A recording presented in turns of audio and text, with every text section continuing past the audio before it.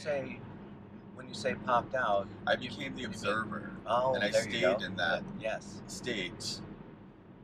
Not that life didn't happen, Yeah. because it does. Of course. It's like some of the most horrific things that have ever happened to me in my entire life happened after I became the observer, and how that transformed my life. And you were talking about that yesterday, and I've studied muscle testing that you were talking about yesterday, but your evolution of that was really genius. Oh, yesterday. thank you. Like I was the same way with it. Like I knew that one element of it, like yes and no, true or false. Yeah, Dr. Hawkins' Yes. Method for muscle testing. Yes. Well, Aaron also told me about that book, and I went for the very first time. I went somewhere by myself with that book. I went to Melbourne, Florida, by myself. It was the first time I'd ever done anything by myself ever. I went to go see a Winona concert. A little monastery of wine. I did, and I went to Melbourne. I was going to see Winona. I saw her every year. She's one of my favorite artists. And I read that book cover to cover. Wow! In 2 days on that beach in Melbourne, Florida. That's quite an accomplishment to read. Well, I didn't have anything else to do, so I was like, wow. I was laser focused on it, like no tomorrow. Like the whole trip was just but I finished it at Melbourne Beach in Florida. And at the conclusion of Power versus Force, your own consciousness has gone up. You've become even more of the observer than you were before. It's a very powerful thing. Yeah, but where you're taking it really took it to a different place. At first, I was obviously that when you think you know something and then you're challenged with that, it's always a little bit uncomfortable. Yep. But I just was open yesterday, and I saw something that I'd never really seen before about the positioning of how you positioned it to people that was non-threatening. Yeah, for me, muscle testing is just a tool, and the body will show you what is strong and what is weak, and it's just a best practice. You got my coffee. I have your coffee? It's okay. Well, it's good, by the way. I like your coffee. Thank you. It's a best practice to do things that are strengthening. And so you use muscle testing to discern, is this idea or this context, is this way that I'm relating to the situation having me be strengthened, or is it having me be weakened? And that fascinated me as I started to look at all the things that I believe that aren't true, they aren't false, that they aren't provable. Yeah, and they're not. It's just dogma. It's just like stuff in my head. It's just, life, death, men, women, sex, people, marriage, kids, all of these things, all of these dogmatic ideas. I started putting them to the test, and I found that over and over and over, the same contrarian ideas went strong on everyone, and the same normal dogma ideas went weak on everyone. And it really profoundly impacted me. And as I practiced doing things that were strengthening, as an experiment, my mind became so still that I hardly ever have any thoughts at all. I think mostly what I feel now is I feel that the information that people are emanating, and they don't know that they're emanating, and it's like the contextual information about what they think the world is. Sometimes that gets my mind talking, but most of the time my mind is completely still. I'm totally at peace, and it doesn't mean that I'm happy all the time, but I'm not very shakeable. There's not much that's going to take me off my game.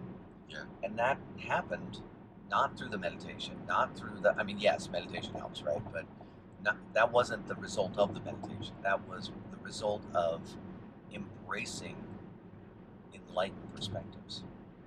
Let's talk about that. Let's do it. Okay. So what's your take on that? So when you said yesterday, you were talking about, dogma that we all lived in, and the enlightened dogmas. Yeah.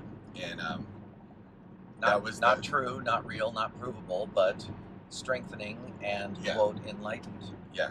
And as Abraham, it makes me feel good. Yeah. And so I've learned to follow what feels good and put more of what feels good in my life, because that just expands. And, you know, Yes, indeed. if I have to choose between not feeling good or feeling good, I'm going to go with feeling good. Yeah.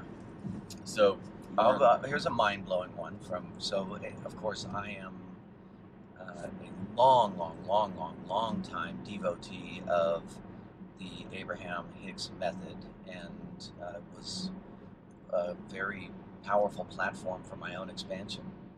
But the mind blower for me was muscle testing. I am a manifester, weak. I manifest things, weak. I am what is being manifested, strong.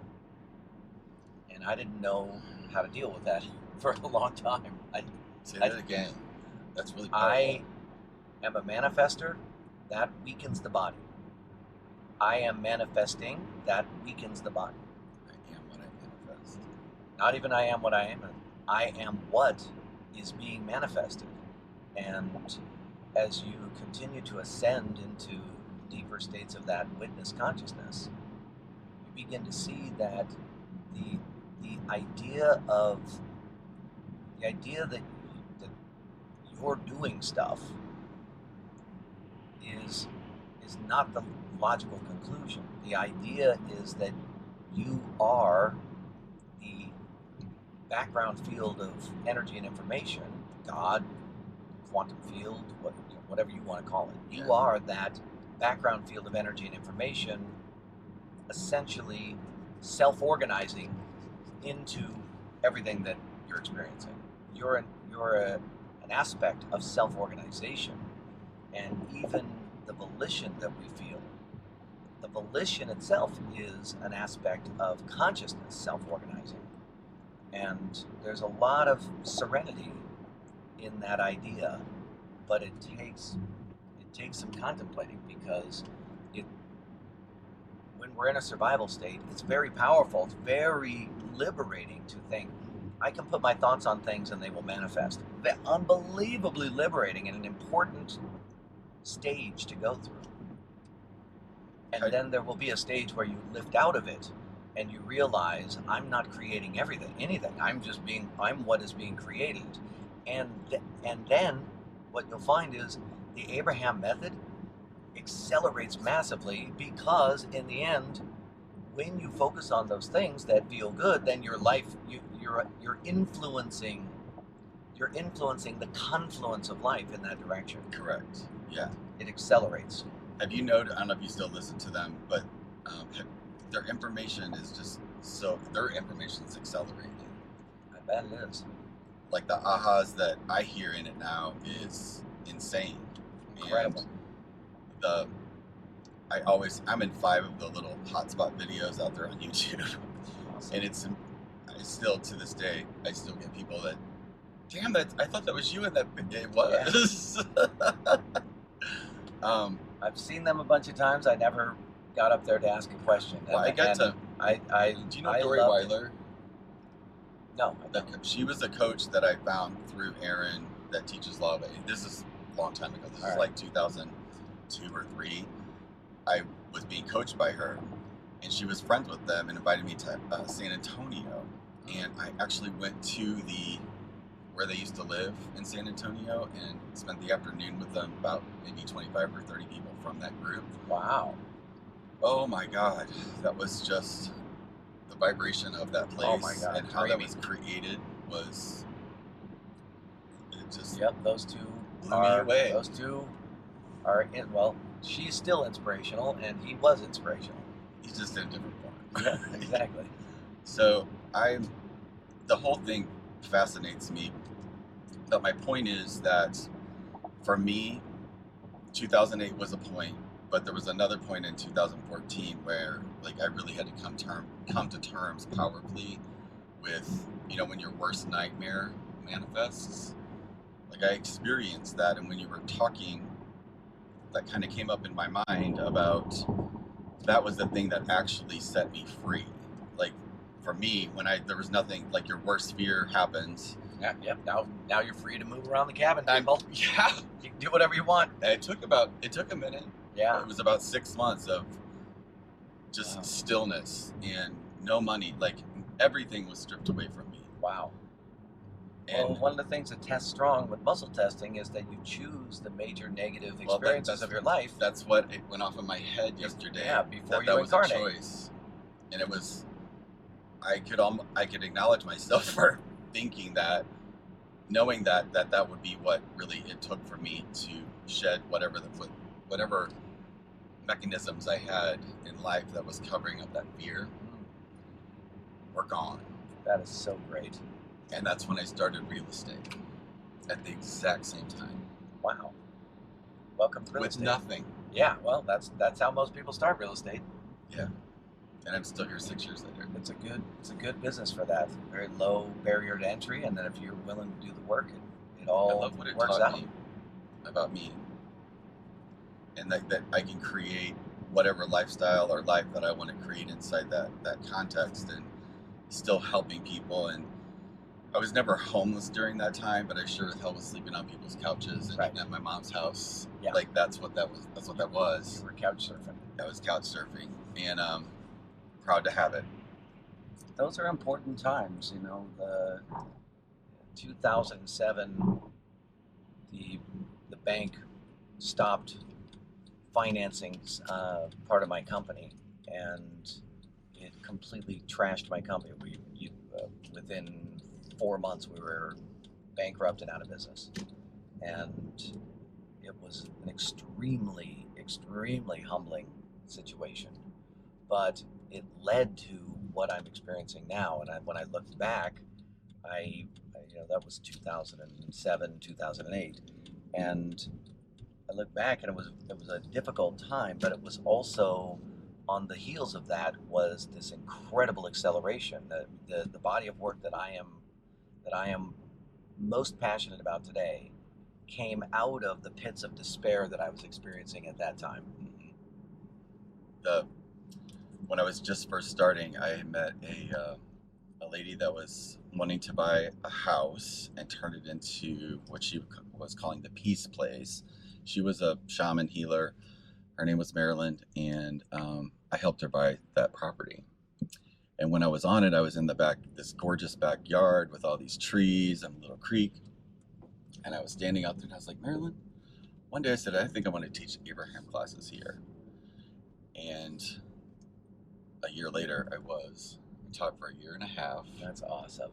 And then one day it dawned on me, it's like, no, now do this where you're not drawing people to you, you're doing it, and it just finds it. So that's when the idea of the podcast happened. Yay. And that's what... And here we are. And it's with Marilyn. Oh, great. And we have the same birthday. Well, so when is that? 9/28. 9/28. Well, I'm 9/23. Well, Libra. Libra. Well, I'm right on the cusp, so sometimes I think of myself as a Verbibra. Verbibra. I'm part Virgo, part Libra. Libra. Part Libra, yeah. So that the podcast is like the greatest joy in my life now. Like, wow. Just absolutely something. I didn't know anything about podcasting, and I learned that if you want to know anything about anything, it's on YouTube. I was going to say, just go to YouTube and a 7-year-old will teach you. Yeah. Yeah. And that's exactly what happened. That's where I found, like, you just had to learn to ask the right questions. You know, like, what's the best podcast? How to do a podcast? What's the best platform? How does it all work? How does it integrate out there? Because it's not the easiest thing to connect all of it. But I found a great called Libsyn. That's our host, and we started on our birthday last year. Was our first one.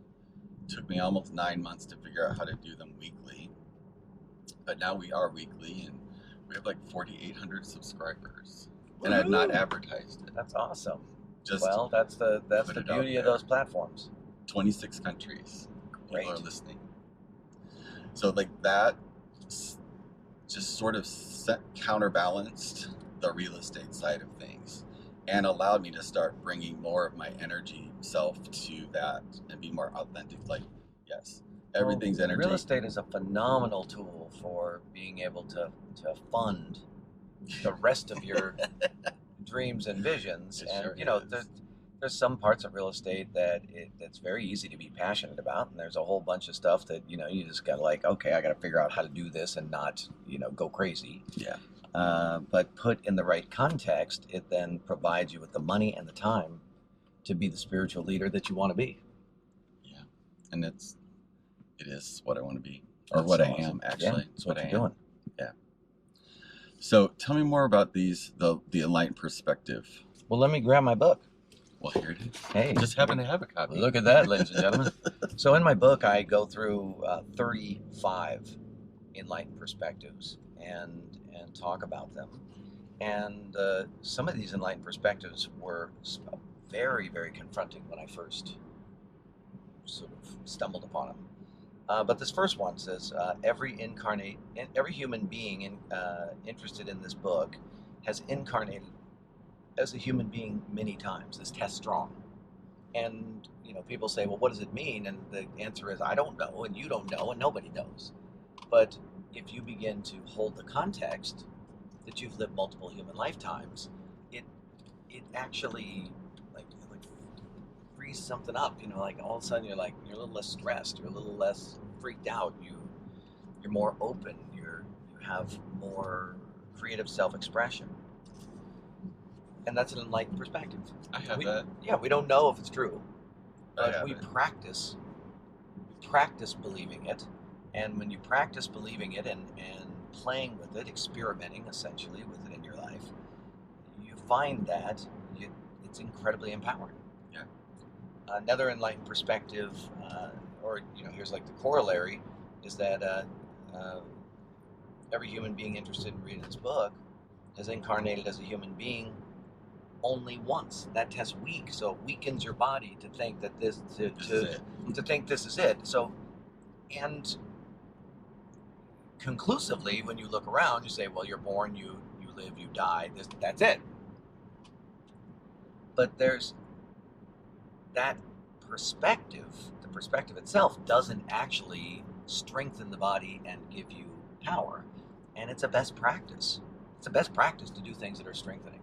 It's Totally got it. It's That not, alone right there takes all of the. For me, it's a back door. So who wouldn't want to be strong? right. Like, it is an innate thing. It's like when I work out, like I've been doing it for almost 4 years now. That's why I love it, because it makes me strong. Because when I was diagnosed with the lupus stuff, like walking, I'd be in bed for 3 days. Wow. And I just said, no, that's not the way this is going down. And now I can, it's insane what I can do in the gym. Yeah. Isn't that great? Yeah. But it took not having it to want it. And you're pointing to the sort of innate desire of a human being is to have strength. Yeah. To be strong. Body, mind, Everything. emotions. All of it. All of it. And the crazy thing about these enlightened perspectives is that they universally go strong or weak on people. And there's a caveat to that, and that is that muscle testing itself is an art. It's an intuitive art, and it does take practice. The testing that I do is it's 20 years of practice that has led to these discoveries. And of course, I really get excited about teaching people how to muscle test effectively, but it takes something. So how does one go about doing that? Because I saw I know this method, the one where it's 2 people, but for a individual, is there a process for that? Yeah, so you have to learn self-testing, which is quite a pickle. And the self-testing method that I use, I push my pinky down with this finger here, or I do it with this one. The ring finger pushes the pinky down. Some people, I just can't get my fingers to do it. They push their middle finger pushes their ring finger down. Okay. And I also like to do this one where I stick my finger out like a fulcrum, and then I use this finger here, and I push it down. Love, hate. Some people do what is called the O-ring method, where they hold it like this, and they go love, hate. Or they do this, love, hate. That I never trusted. Well, Why did that's the pickle. So the thing that you actually have to work on is creating a community around you. You This? cannot test in a bubble. I usually put my finger here to hold it, Okay. and then I push down with this guy. This so middle finger is not doing anything. Okay. But what I found is I don't want to hurt this finger, so using this is too much weight, and it's really a light thing. Love, hate, and so Love.